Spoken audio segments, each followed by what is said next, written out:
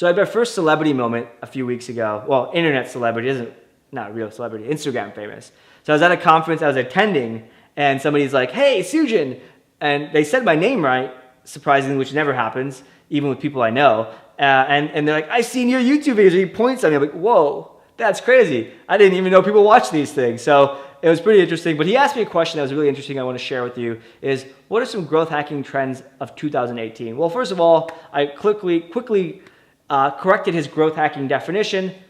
It's not about growth hacking, it's about processes and whatnot. But let me share with you 5 things and trends I see happening in 2018. Number 1, conversations versus leads. I think conversations are starting to take over.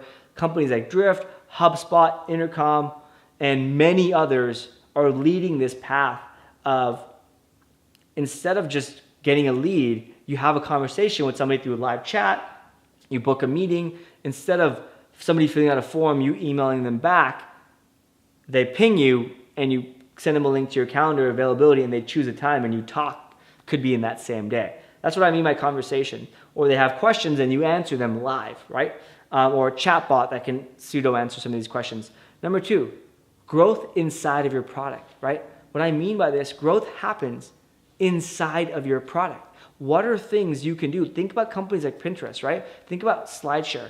If SlideShare on their presentation just added like a little share button, made that share button more prominent, a lot more people would share it because there's so many people looking at presentations. That's what I mean by growth inside your product. What can you do to make it more viral? What can you do to help spread the word? What can you do to help people do their job faster?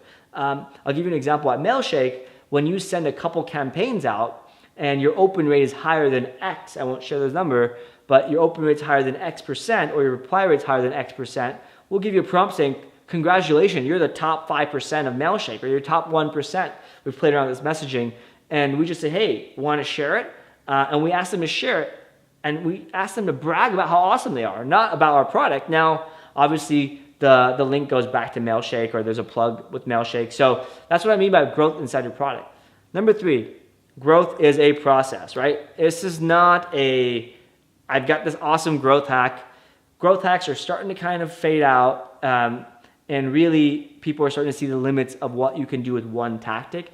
It's all about a process. I've talked about this many times with my how to prioritize marketing videos, the 80-20, the ICE framework I talk about, but really it is a process. It takes time. You should go through a process no matter what it is so that you execute on the great ideas that can actually move the needle.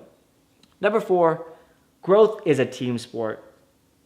Product, engineering, customer support, sales, customer success, everybody outside of the marketing team can help you grow. In fact, like I said many times before, most of growth and revenue generation revenue increase I've done in my career has come from not the marketing efforts. It's come from like me putting something in the sales process or tweaking that or giving feedback or jumping on a sales call or jumping into customer support or creating a process where a customer support team can send a helpful article at the very bottom or end of their customer support tickets, things like that. So think about what the team can do together. Think about how you can, as a team, create a process that can come up with great ideas to put inside your product and start conversations with your customers. Yep, I just put all 4 tips in reverse in one sentence.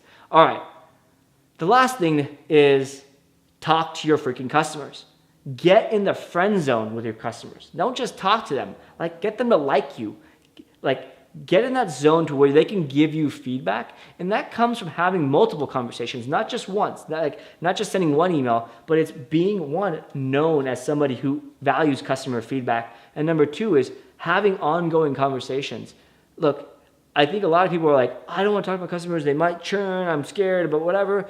Well, look, they're probably already going to churn. They probably already love or hate you. They've already determined the relationship. You might as well, when you talk to them, you might as well know what they have to say about you. And even if they hate you, I'd rather somebody know that they hate my product, service, tool, or personally me, and know why that is so I can improve it or fix it or change it. Well, that's what I think growth hacking is going in 2018 and beyond.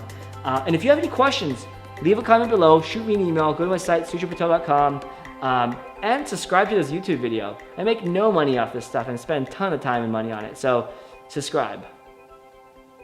Did you subscribe yet?